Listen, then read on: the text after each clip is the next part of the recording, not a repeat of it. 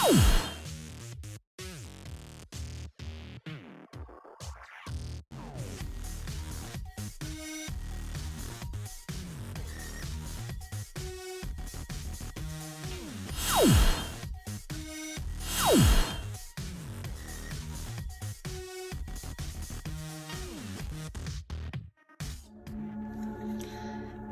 guys,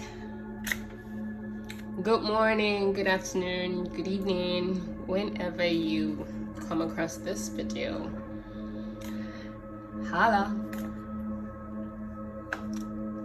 If this is your first time on my channel, I just want to say welcome. If you're returning, wow, you guys are the real MVPs though, and I really appreciate you. Thank you for stopping by. So, in case you don't know who I am, my name is Koffia Brown, and on this channel I share some insightful things and knowledge. I tend to see things from a different perspective, and here I am doing what I know how to do best.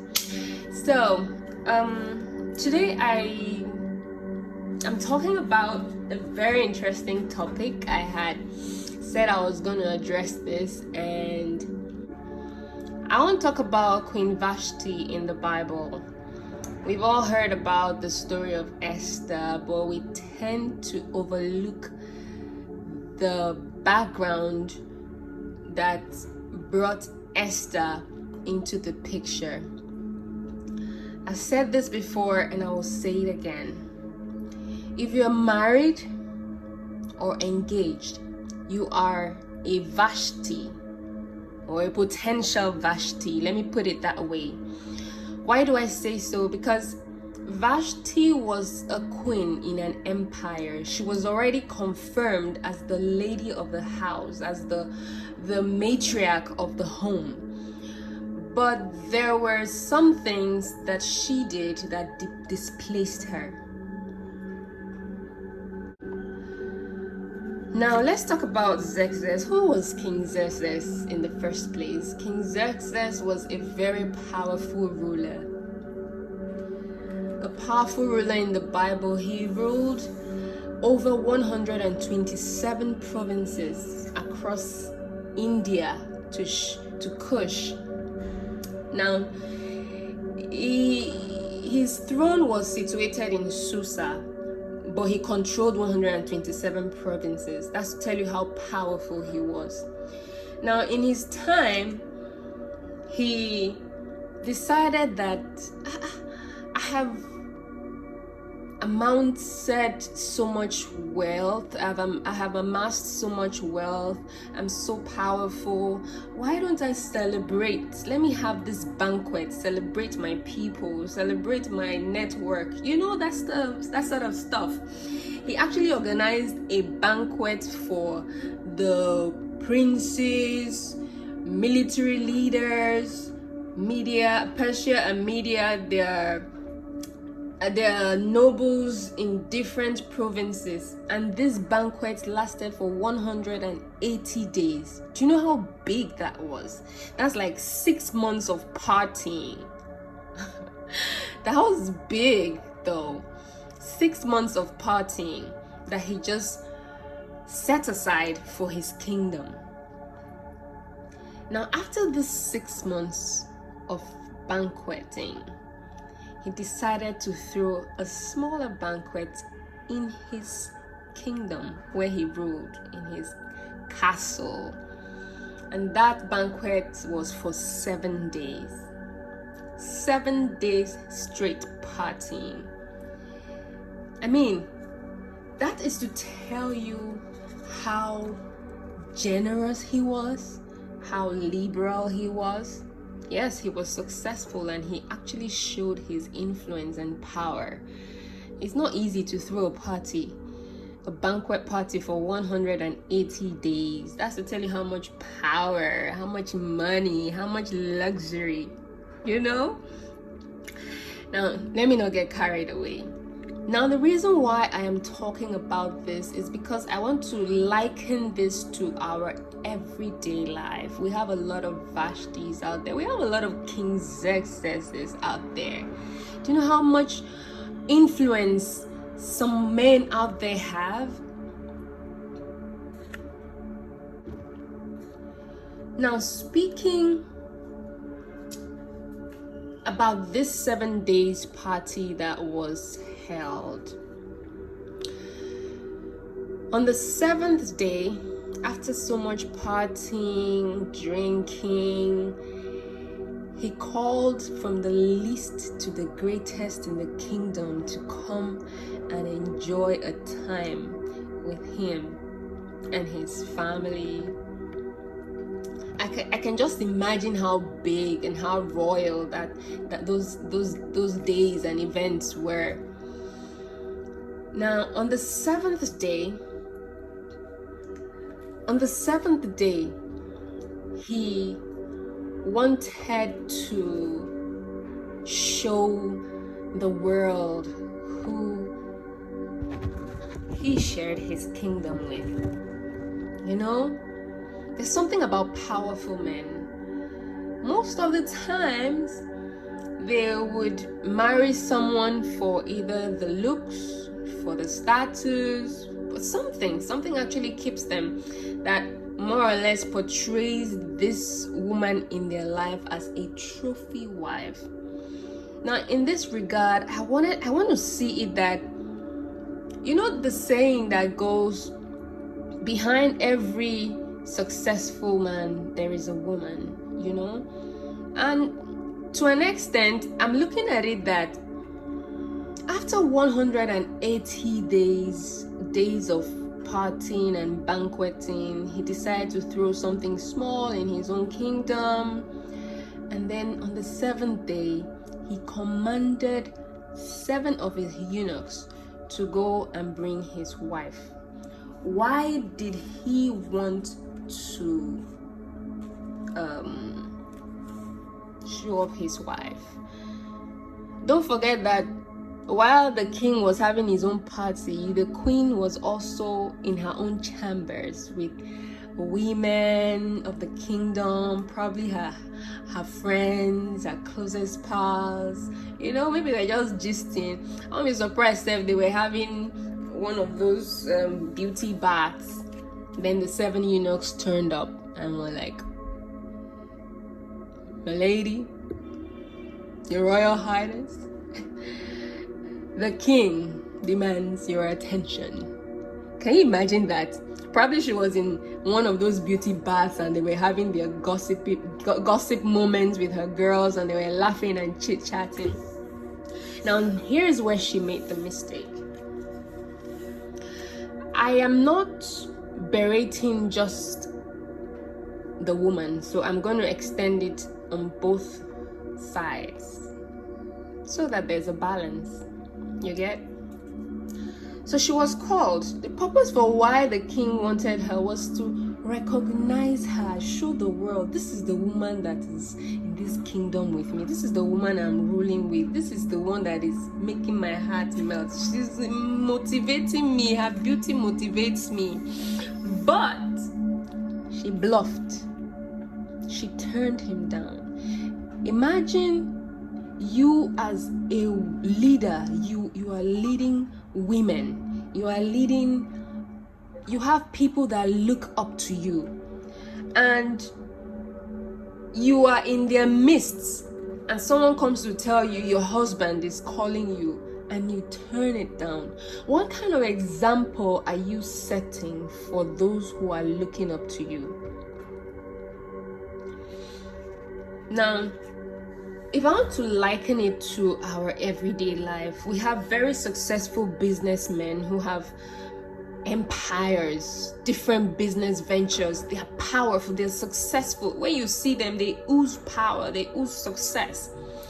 And yes, they always have a very beautiful or a very status or highly driven, ambitious woman by their side.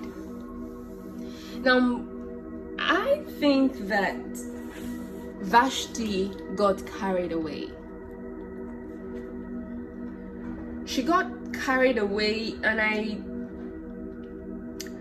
think I see it as an internal struggle. You know, the things we exhibit, the personalities we exhibit, these are things that have developed from the inside. Your inner man, your inner man is portrayed outside. Your inner man is what people see outside. There's no how you want to hide it.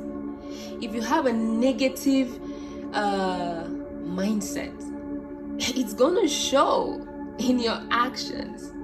So now let's not say, okay, let me not go too far and say maybe she had a negative mindset. Let me just leave it at probably she was tired, she was exhausted. She has been looking forward to this relaxing moment only for her to now be summoned by her husband. I'm sure she'll be like, this small time that I have to even relax, this man will not let me rest. So partying for 180 days is not enough. 7 days join is still not enough. This man is still asking for my presence. What is happening? Please leave me alone. Go and tell him I cannot come. So look at it from this angle. Now, if I want to look at it from the king's perspective, yes,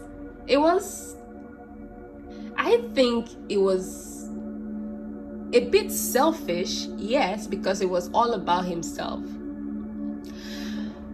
But the decisions he took after, which propelled the bringing in of Esther, to be honest, from my own perspective, if this was something done between both of them, maybe just in their room between the two of them, I don't think he would have taken it so serious and so, you know. I have a feeling that it's because it was a public display and he needed, and he actually summoned her in the presence of a crowd, in the presence of high-profile personalities that came. It was kind of a disgrace. I mean, this act alone from Queen Vashti provoked anger. I can imagine a wounded ego. Someone so powerful, and then the woman in your house can't even give you that small respect, no matter what. Yes, it was a bit selfish because he would have looked at it that, let me just allow this woman rest. We have been on this for so long. Or he would have given her time to put herself together and come. But I don't want to look at it from that aspect of giving her time, because if he had to send 7 eunuchs were enough to help her put herself together. If she needed to dress, if she needed to do blah blah blah, even if she wanted to be carried, 7 eunuchs, they were ready.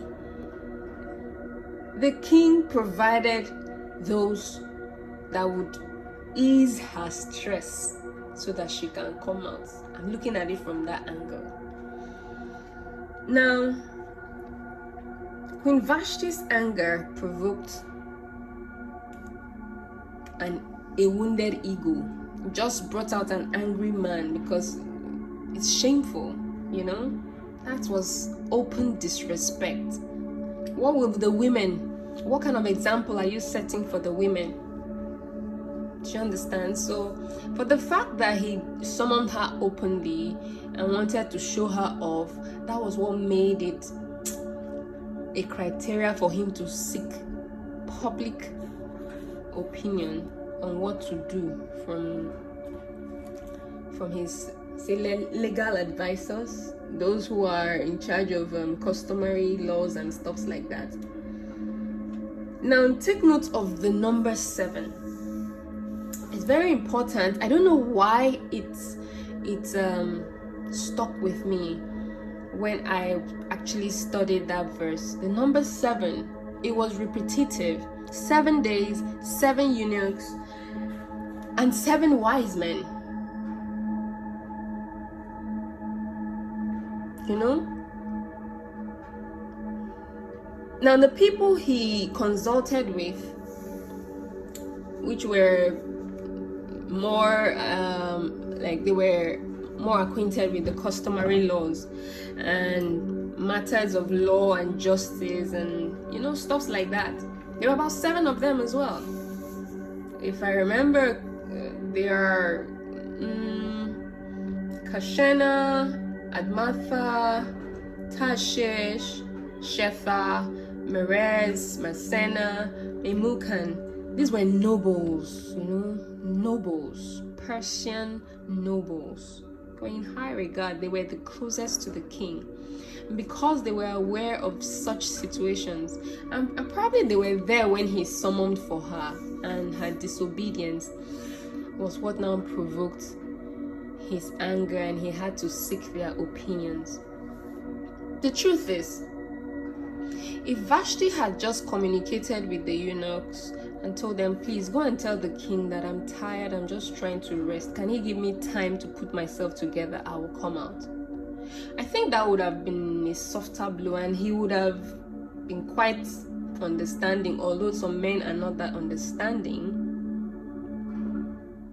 Yeah, some men are not that understanding. But I think if she had come from that direction, he probably wouldn't have been so upset. But for him to be upset, there's a way the message was delivered. It probably was an outright disrespect, outright disobedience to your husband. Now, I'm likening this to our everyday woman. We have successful women in power, women in status. They're married, some are engaged. The bottom line there is, this is the woman of the home. I know sometimes people push our buttons. Sometimes people go the extreme just to make you upset. People go the extreme just to test you. But there was something about Vashti that we need to understand. Understanding the times. Understanding the times, which she lacked. The number 7 is, I see it as a spiritual number, and the fact that it had a repetitive pattern about 3 times there, it was very significant about wisdom and being aware of the times, understanding your time. So, no doubt, she was already the queen, but calling her out was to give her the recognition as the queen of the empire, and she fumbled the bag. It wouldn't have taken anything for her to come out, no matter how tired, She wasn't wounded, she didn't have a broken limb. Even if she didn't even want to tell the eunuchs, tell my husband that I'm tired, I can't come, she would have just come. You know your husband now. You go wave, do your beauty pageantry as he wants you to do. You go and whisper, okay, I can't be here for long, I have guests, but since you called, I just had to come out and show my face. Please don't be upset, I won't be able to hang around long enough. I just wanted to grant your invitation. It's that simple. I know it's easier said than done, you understand, especially when there are responsibilities. Imagine in today's world, a woman that had to go through all of that partying, she probably has children also crying, children that also need her attention. Let me not digress, but I'm trying to drive a point here that sometimes it's something as little as communication, which today we lack. We lack interpersonal, interrelationship communications. We just assume that people should read our minds, which is wrong. I mean, even if we don't have negative intentions, but the way we portray our responses, the way we go about some certain things will just send the wrong impression. You know, it would just give the wrong impression.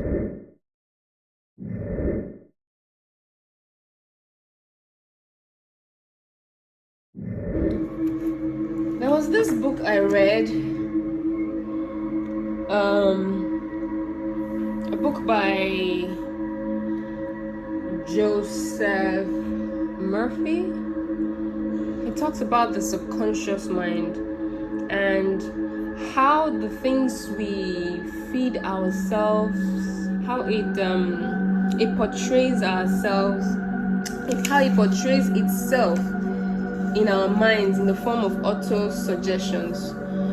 I mean, these auto-suggestions now become a part of who we are. We don't even know when we start exhibiting them in our characters and stuff like that.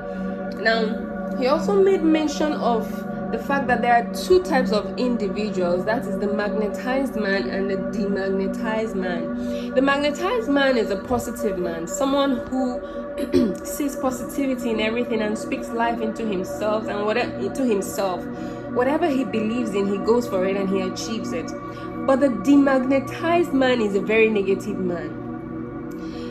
A demagnetized man believes that he always has a negative mindset to everything. His mindset is negative. Why am I talking about this? Now, for Vashti to have exhibited that aspect of herself, I'm looking at it that, what if she was beginning to become proud? What if she became envious? Because there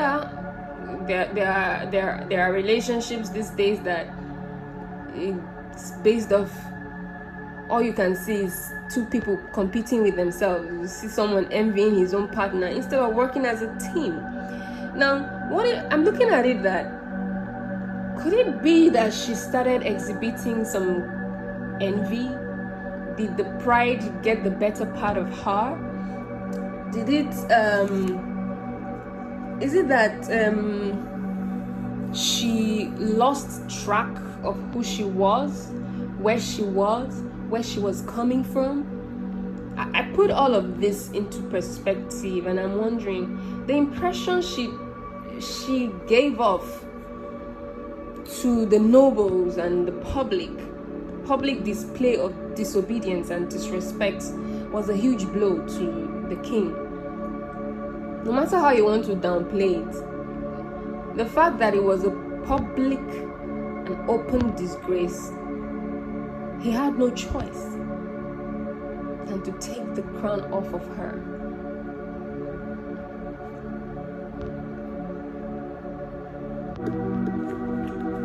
Yes, she was a beautiful woman. She was a leader in her own regard. Heck, she was a trophy wife. She was successful. For him to want to flaunt her and show her off, it means she was really beautiful to look at. And to be honest, some of these powerful men, what gives them joy is the woman they have by their side. Do you understand? Her beauty is a motivating factor. So what if that was who he was and he just wanted to flaunt her? And she rejected the command of her powerful husband, her influential husband. Maybe because of reasons best known to her. But those reasons brought about her demotion. It brought about open shame for her. I'm talking about this because I think as human beings, no matter what we do, The impressions we give out should evoke healing. We should be a blessing to others. Let people experience us, be it in the longest time or in the shortest span of time. Let people experience us and say, oh, I was blessed dealing with this person, or oh, my experience was this person was very revitalizing. Let your presence in people elevate them spiritually, elevate their minds, elevate their well-being, elevate how they see themselves, rather than giving the impression of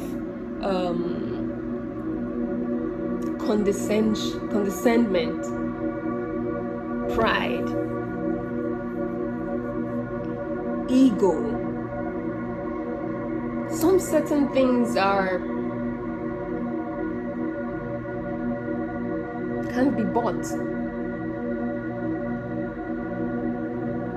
Some personality traits can't be bought.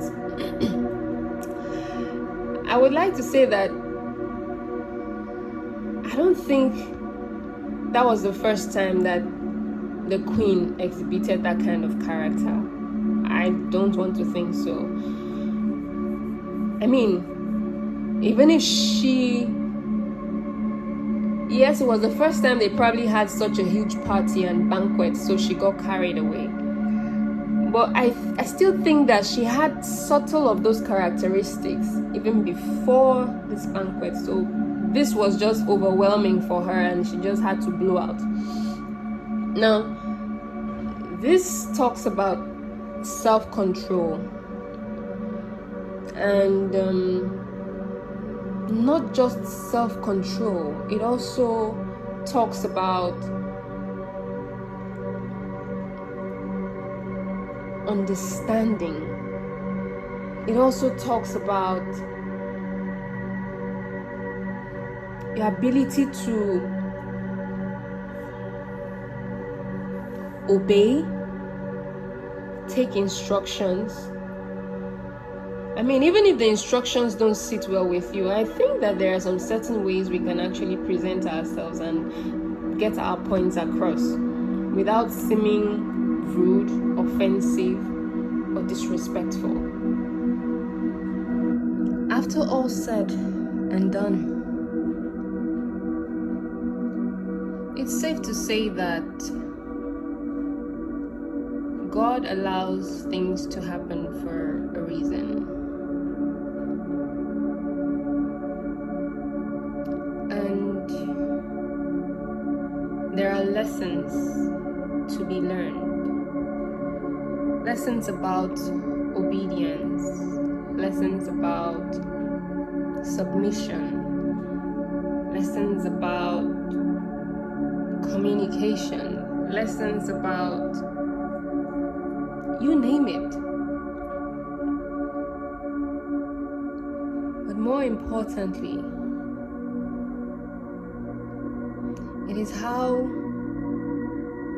we manage our interpersonal relationships with our significant other. No one is perfect. Heck, what if Vashti was pregnant?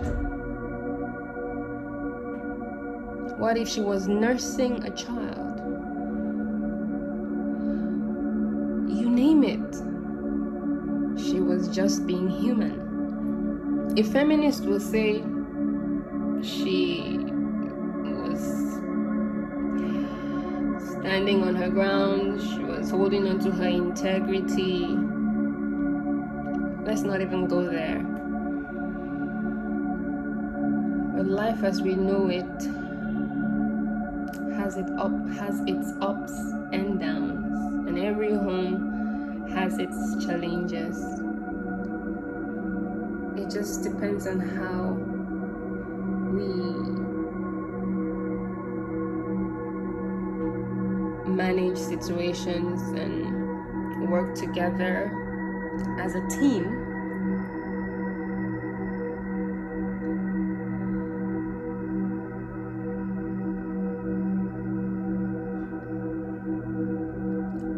Bible says. We know that all things work together for the good of those who love God. You can read the rest. I think that's Romans 8:28. It was probably Esther's time to be honored. And for some reason, another woman was dethroned.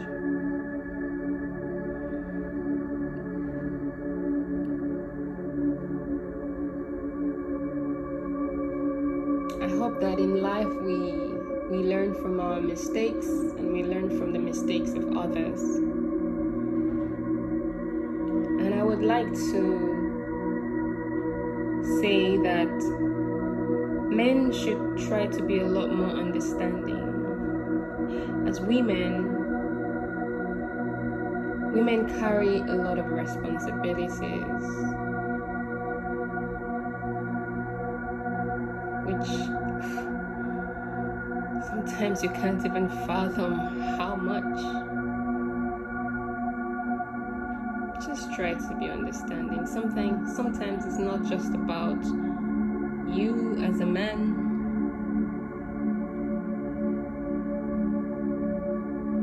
Can you just be a little less selfish with your significant other? Can you be a bit considerate? And Vashti was dethroned as the queen because she lacked understanding of the times. She was a leader in her own right, and the fact that she did what she did openly, they had no choice. Because she was a leader and was setting a bad example for those who looked up to her. We have Vashtis every single day. And let me be honest with you. As a Vashti, there is an Esther in your home. There is an Esther in your neighborhood. There is an Esther in the market. There is an Esther in the church. There is an Esther at the bar. There is an Esther on the street. There is an Esther in traffic. And the earlier you understand the times and know where you are and where you're coming from, who you are, what you're there for, and the purpose for why you are the woman of your home. Don't let pride get in the way. Don't let ego, don't let your status-driven self get the better part of you. You can communicate your concerns without being disrespectful, without bringing disgrace to your significant other.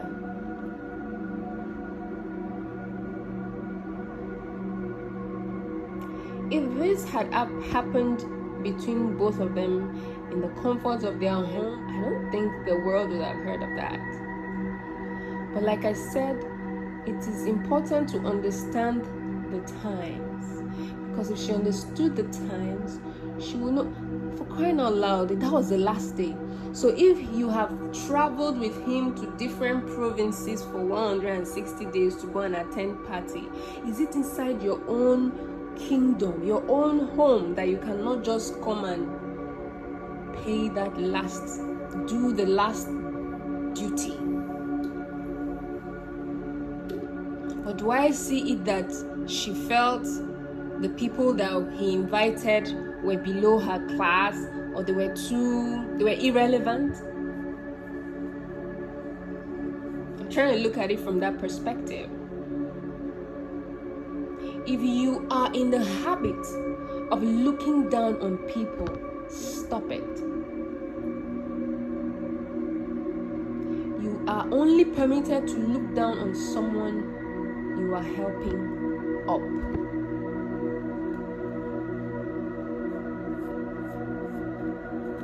As long as you breathe the same air, the same blood that runs in through you runs through the other person. As long as you were birthed and you will still die, you're not immortal. You have no right whatsoever to think of any other man lesser than you are. Yes, you might have the power, you might have the resources, but it gives you no right to look down on any man.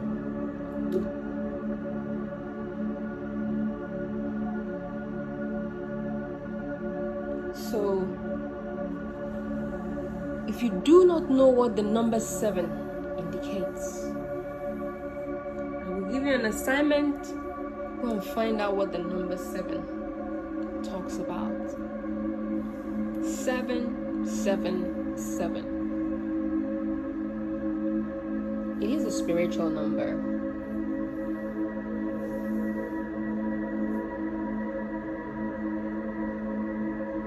And you can only be discerning.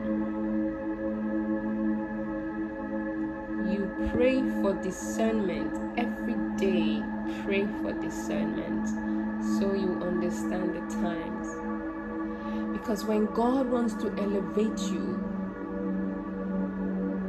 when God wants to bless you, He works in mysterious ways. When God wants to open your door, He works in mysterious ways. When He's ready to do what He wants to do, He works in ways that you do not understand. But with discernment,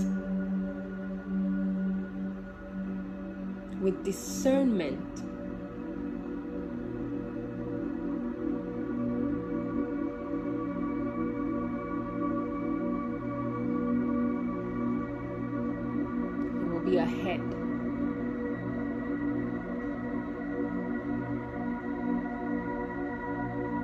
This message is really brief. I gotta go. What you just listened to was an eye-opener. And I hope that you learned something from it, even if it was just one line you picked from this message. Let me know in the comment section. Please, if you've come this far, like and subscribe. It will really mean the world to me. Help me grow my channel. Thank you so much for being here. Do have a super fabulous day. Until my next video, bye. Never know how much I love you. Never know how much